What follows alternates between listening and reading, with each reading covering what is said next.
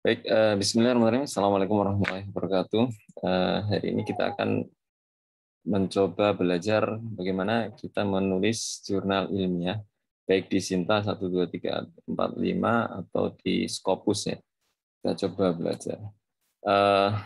Pertama, kita harus mengenal bahwa jurnal untuk saat ini itu kita mesti ya menjadi pertama tugas dosen dan juga mahasiswa. Tugas dosen itu berarti dosen dari kampus atau juga dari pemerintah, tugas pemerintah atau kampus kepada dosen. Adapun mahasiswa adalah tugas dari dosen ke mahasiswa. Ya. Karena mau nggak mau ya biar tulisan kita bisa dibaca oleh orang lain dan juga meningkatkan kualitas dalam penulisan kita, maka kita perlu submit ke jurnal. Bagaimana kita mampu jurnal kita itu bisa diterima oleh atau naskah kita atau tulisan kita bisa diterima oleh jurnal yang kita tuju ya. Baik, sebelum itu kita perlu mengetahui ya bahwa ada rumus ya, dalam penulisan jurnal ini secara umumnya itu adalah IMRAT ini. Jadi introduction, ada pendahuluan, kemudian ada M-nya itu method atau metode, R-nya adalah result atau pembahasan hasil, result and discussion atau pembahasan ya, dan diskusi. Ya. Jadi pembahasan ini diskusi kita. Nah, ini secara rumus umumnya ya. Jadi kalau biasanya dalam Islamic Studies atau jurnal sosial itu ya istilahnya saya merincikan seperti ini yang biasa ada di dalam jurnal-jurnal ilmiah Islamic Studies atau lainnya. Yaitu ada abstrak, kemudian ada keyword atau kata kunci ya. Kemudian ada pendahuluan, terus dilanjutkan dengan pembahasan, kemudian kesimpulan dan daftar pustaka ya, referensi. Ini format jurnal ilmiah secara umumnya. Nah, coba kita lihat misal pada jurnal ilmiah, ya, kita ke contohnya misal jurnal Millah UI, misal kita coba klik di sini ya, kita klik, nah, maka akan keluar seperti ini.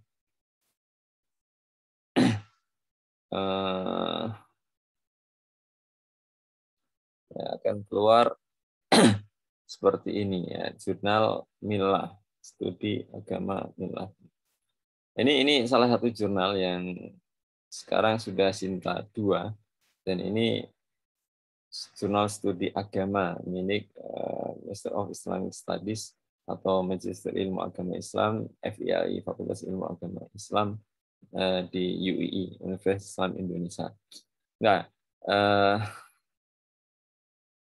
ini kita coba melihat ya, salah satu misal kita lihat di Melangi, misal ada jurnal katakanlah jurnal saya Melangi tentang Melangi, kita cari di sini Melangi.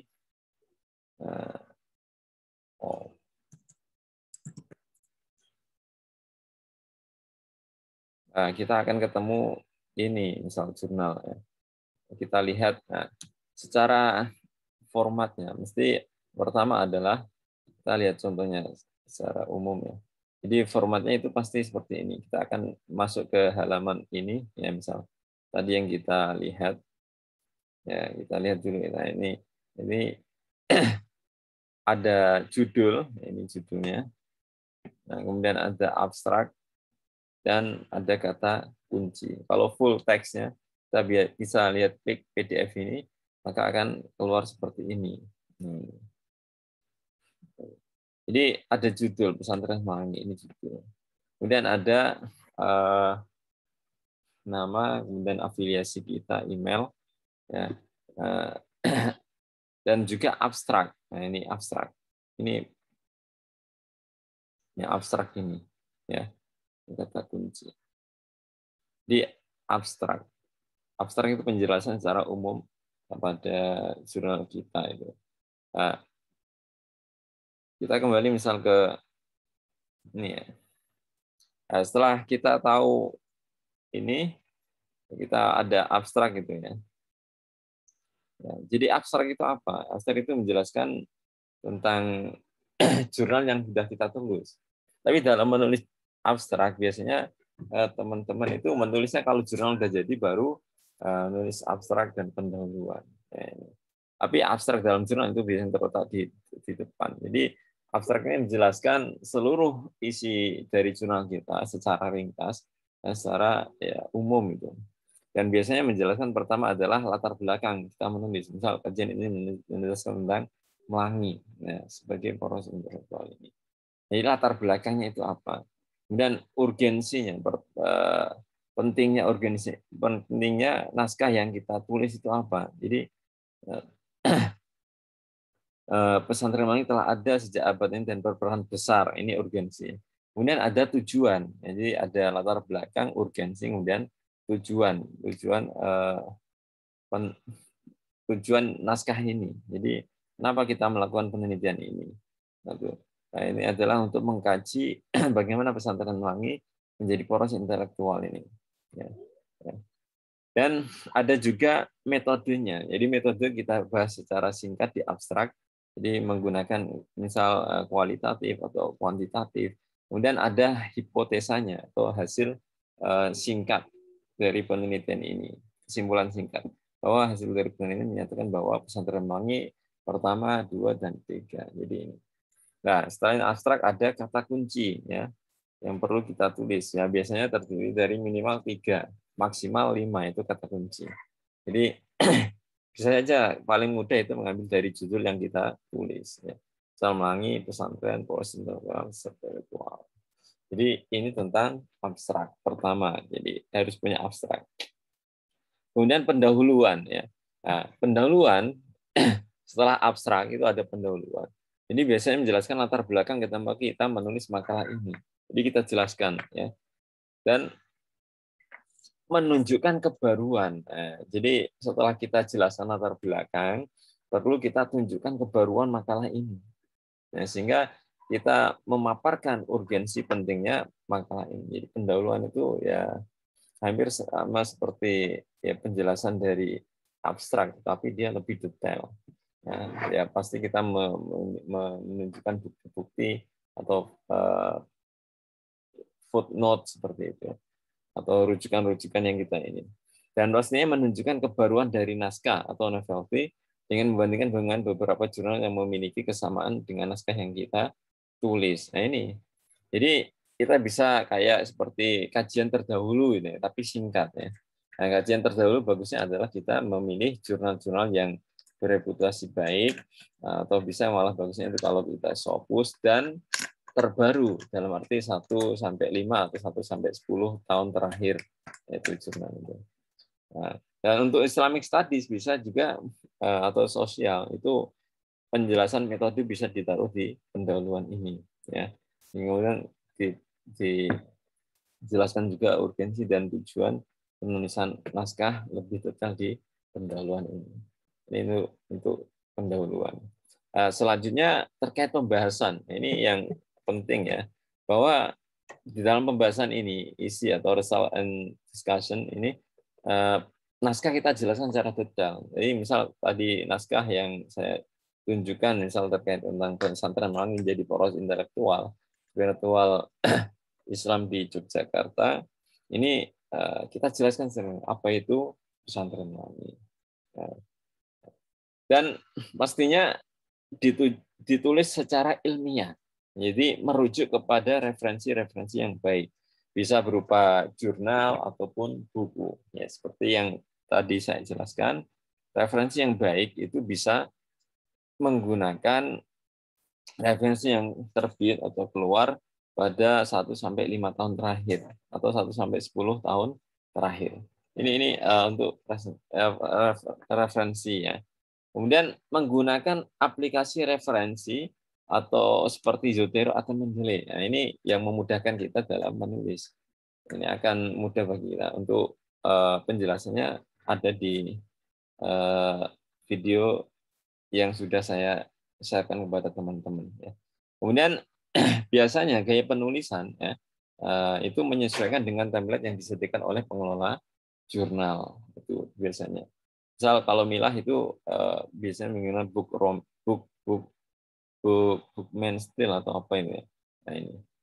Kemudian naskah biasanya terdiri dari 5.000 sampai 6.000 kata atau sekitar 15 sampai 20 halaman. Ini ya. Dan untuk jurnal internasional, nah ini penting ini ya, atau Sinta 1 sampai 2 biasanya diminta untuk menuliskan referensi ya atau menuliskan naskah dengan bahasa asing ya Inggris. Ya, biasanya kalau bahasa Arab itu sangat jarang sekali, Mbak. Ya. Dan diperhatikan dalam grammarnya. Gitu. Nah, ini kita bisa saja menggunakan ya, alat bantu referensi Grammarly atau lainnya. Tapi kalau kita memiliki penerjemah resmi ya yang standar ilmiah itu sangat bagus kalau kita tidak bisa bahasa Inggris. Kalau kita bisa bahasa Inggris ya perhatikan bahasa ini dan juga grammarnya. Ini. Dan biasanya ini kalau untuk 1 dan 2, tapi kalau untuk 3, 4, 5 nggak terlalu menuntut untuk diinggriskan. Ya. Kemudian bagusnya lagi, ini juga kalau mau submit ke jurnal-jurnal Sinta 1, 2 atau Scopus, itu mengutip 30 sampai 40 referensi. Bahkan semakin banyak semakin bagus. Ya. Kalau bisa malah di atas 40 referensi, jurnal ataupun buku. Bahkan kalau bagusnya itu jurnal. Dan bagusnya lagi kalau kita misal menginspirasi dari jurnal, mengambil kutipan-kutipan itu dari jurnal-jurnal terindeks Scopus itu ya, bisa kita cari di Google itu. Jadi ini untuk isi ya, sehingga katakanlah bahan-bahan yang sudah kita muat ya ya bisa kita ibaratnya kalau makanan itu bisa kita beri topping ya, itu dengan referensi-referensi dari berbagai jurnal yang bermutu, berkualitas. Nah, adapun untuk kesimpulan dan referensi, ya, kesimpulan singkat kesimpulan itu adalah singkat dari pembahasan yang telah kita jelaskan pada result and discussion itu. Ya. Adapun untuk referensi, kalau kita menggunakan Zotero, ya, ini tinggal klik add and edit maka akan keluar sendiri. Nah, contohnya seperti ini ya. Misal, nah saya sudah menulis beberapa kata ini misal. Saya menggunakan Zotero ya. Nah ini ada footnote-nya ini. Nah, untuk menulis referensi gampang sekali. Kita tinggal klik add and edit bibliografi maka akan muncul sendiri referensi yang sudah kita kutip dari footnote kita. Nah ini seperti ini. Gampang kan ya, Nation Hakim dan sudah otomatis sesuai dengan format daftar pustaka. Ya. Jadi ini. Jadi itu kalau kita menggunakan Zotero atau Mendeley. Ya. Jadi tinggal klik akan muncul dengan sendirinya secara otomatis. Ya. Nah, jika naskah kita sudah selesai rapi, ya kita bisa submit ya, bisa submit di sini, submit misal di jurnal Milah ya, bisa kita submit di sini, kemudian kita masukkan ke jurnal kita. Tapi biasanya kalau kita baru pertama, maka perlu kita register ya. Dan nanti untuk tulisan kita menyesuaikan dengan template yang sudah disediakan oleh jurnal yang akan kita submit. Misal kita submit, register dulu, sesuaikan template kita. Yang penting adalah ketika jurnal atau naskah kita sudah siap, pokoknya udah oke, tinggal menyesuaikan template, merubah dikit, selesai. Ya, jadi seperti itu. Baik, selamat mencoba untuk menulis dan mencoba mensubmit jurnal. Semoga ini bermanfaat. Terima kasih. Assalamualaikum warahmatullahi wabarakatuh.